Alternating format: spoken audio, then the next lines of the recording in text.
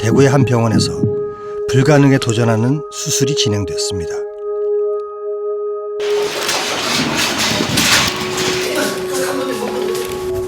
수술대에 오른 이는 건설 현장에서 사고로 왼팔이 잘린 절단장애인 손진욱 씨.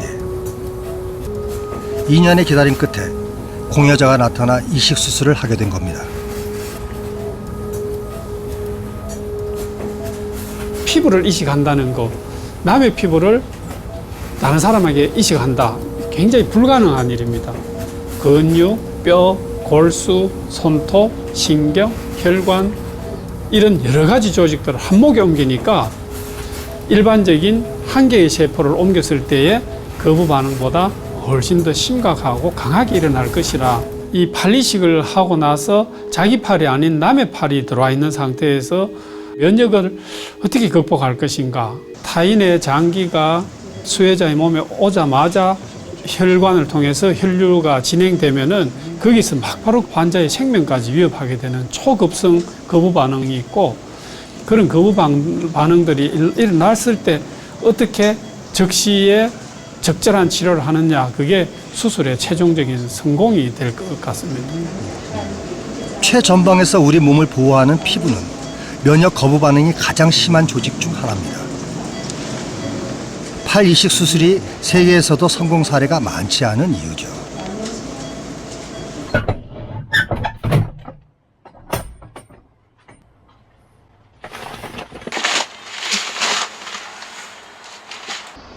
끔찍한 절단 사고와 이식 수술로 힘겨운 30대를 보낸 손진욱 씨는 현재 한 대형마트에서 두 손을 움직여 생계를 이어가고 있습니다. 예, 뭐 이거 왼손 도 어느 정도 정리됐고 이게 좀 편하죠, 이게 작업하기가. 꿈 같은 일입니다. 이제 이식 직후에는 이제 좀 굉장히 좀 많이 이렇게 손이 이제 부어 있었고 좀 크고 작은 거부 반응이 좀 많았었는데, 제 어느 순간에 이제 반대 이식 받은 손에 땀이 나더라고요. 그런 좀 이제 어떻게 이식 받은 손에 땀이 날까? 좀 그런 신기한 기억도 있고, 그 이제는 뭐 이제 보시다시피 이제 기능적으로도 그렇고 이제 미용적으로도 그렇고 이제 큰 불편함 없이 감사하게 생활하고 있습니다, 이 손을. 수술 후 7주째, 그리고 석 달 후 두어 번 심한 거부 반응이 일어나 치료를 받아야만 했는데요. 많이 나아졌다고는 하지만 긴장을 늦출 수는 없습니다.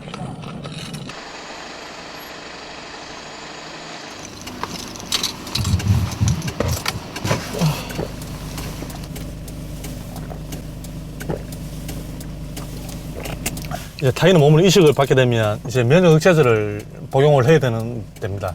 그래서 이제 하루 12시간 간격으로 아침 10시, 저녁 10시에 그렇게 복용을 하고 있습니다, 약을. 손진욱 씨는 평생 면역 억제제를 먹어야 하고 두 달에 한 번씩 거부 반응을 체크해야 합니다. 움직여 보실래요? 손 감각은 어때요? 힘은 쥐어져요? 네, 힘은 이제 점점 더 좋아지고 있습니다. 지는 것 같고. 예를 들어서 뭐 인삼을 조금 복용을 한다든지 그러게. 이런 부분도 혹시 가능을 한지, 보약을 먹는다든지. 추가적인 약을 드시거나 할 때는 이제 이 쓰고 계신 면역 억제제하고 상호작용 같은 것들을 생각해야 되기 때문에 잘 모르는 약들은 일단은 조금 검해 주시는 걸 원칙으로 하는데, 이식 수술 후 숙명처럼 따르는 거부 반응은 왜 일어나는 걸까요? 자기 아닌 장기라든지 조직이 우리 몸에 들어오게 되면은 내 것이 아니라는 것을 느끼고 우리 몸에서 임파구 같은 것들이 공격을 하기 때문에 거부 반응이 생기게 되니까, 그런 것들이 생기지 않도록 유지하는 것이 이식했는 분들에서는 모두의 공통적인 관심이고 해야 될 방향입니다.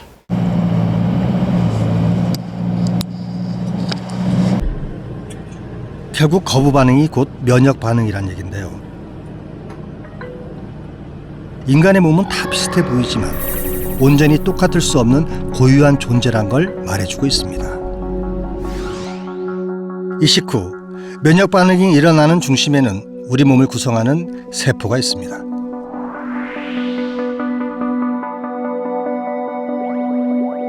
따지고 보면 우리 몸은 75조 개의 세포의 서식처인데요. 각 세포는 자기 고유의 기능을 갖고 생명 활동을 수행합니다.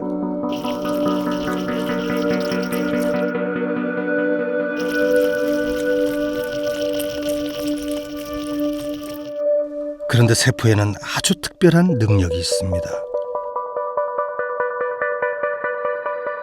나와 내가 아닌 것을 구별하는 분별력이죠.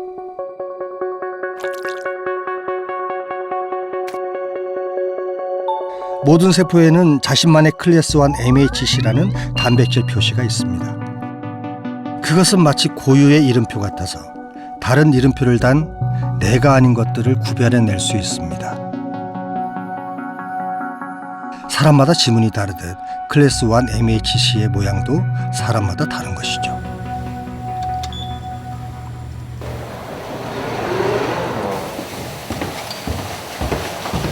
면역 반응의 가장 기본은 나와 남을 구분하는 것, 자기와 비자기를 구분하는 것이거든요.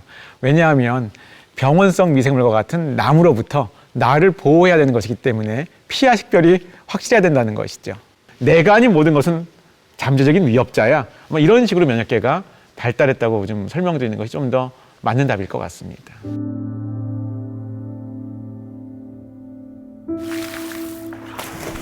이식을 거부할 정도로 이름표를 붙여 나와 남을 분명히 구분하는 건 놀랍게도 종의 생존을 위한 진화였답니다.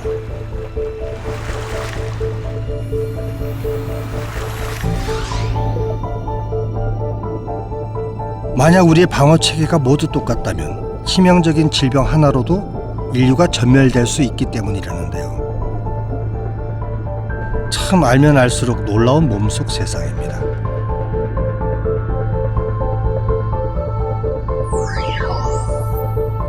자, 그럼 우리 몸의 기본 단위인 세포 얘기를 좀 더 해볼까요? 우리 몸속 세포는 200종류가 넘는데요. 그것들은 저마다의 자리에서 정해진 역할을 수행하도록 특별히 분화되어 있습니다. 그중 면역에서 중심 역할을 하는 건 백혈구. 그것은 골수에서 만들어지고 성숙한 뒤 혈액과 조직으로 이동합니다.